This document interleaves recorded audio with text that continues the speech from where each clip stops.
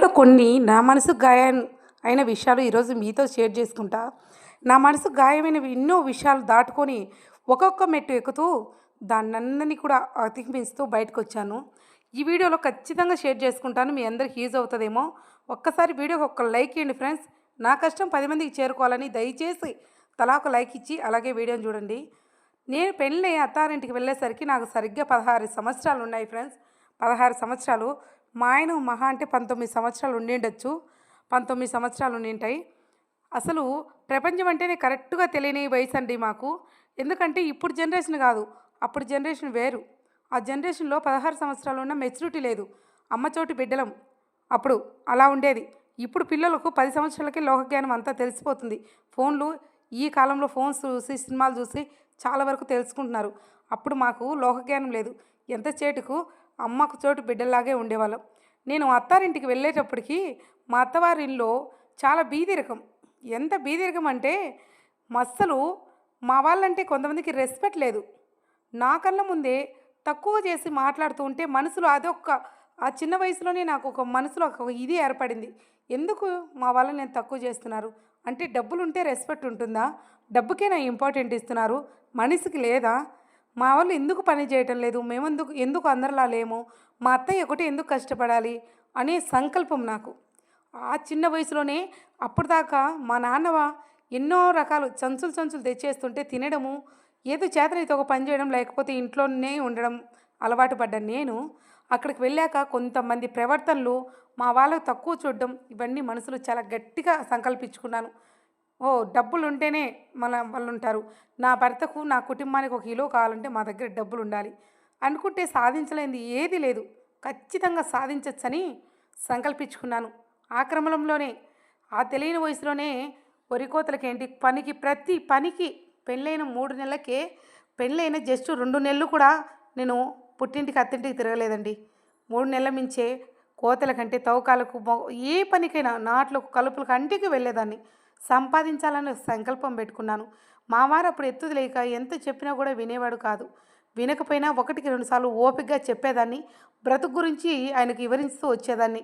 అన్నట్టు ఎటువంటి అలవాటు లేదు కాబట్టి ఏ డ్యూటీకి వెళ్ళినా ఎక్కడికి వెళ్ళినా సరే నెలొచ్చేసరికి జీతం తెచ్చి మా చేతిలో పెట్టేవాడు.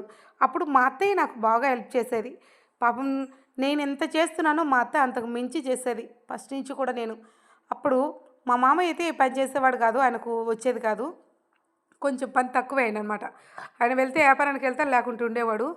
నా పెళ్ళయ్యాక సరిగ్గా 3 సంవత్సరాలకి ఇంకా బాగా సెటిల్ అవుతున్నాం అని 3 సంవత్సరాలు పిల్లలు ఇవన్నీ నేను ఆలోచించలేదు. ఫస్ట్ లైఫ్‌లో సెటిల్ అవ్వాలి. ఫస్ట్ లైఫ్‌లో సెటిల్ అయితే ఏదైనా సాధించొచ్చు. మాకంటూ ఒక స్థానం కావాలి.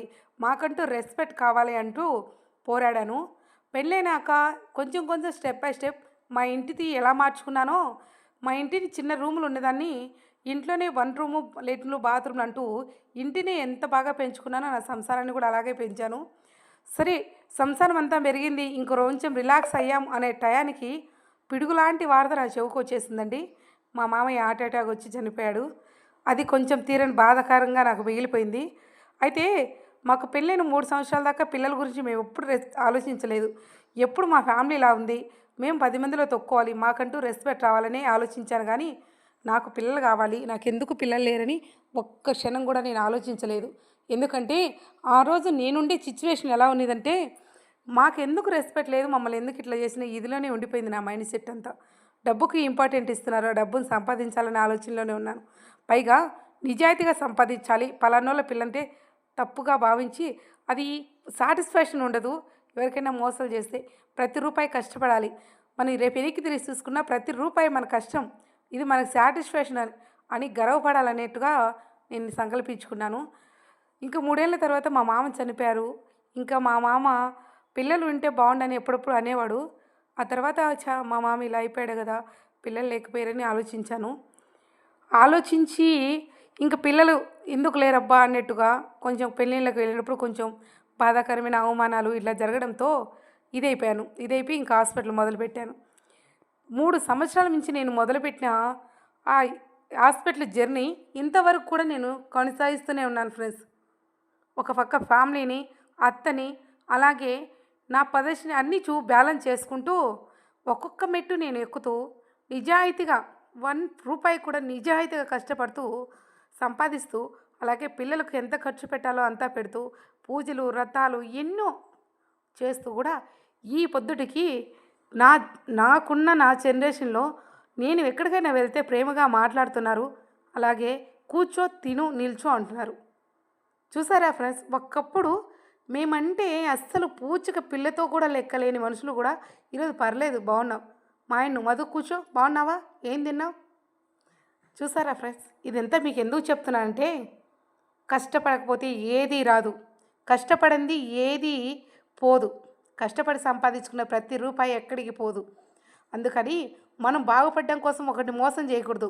అలా అని చెప్పి మనం అమాయకంగా ఉండి ఎదుటి వాళ్ళతో ఏదో మాటలు పడకూడదు. ఏమవసరం, మనం మనుషులే, వాళ్ళు మనుషులే.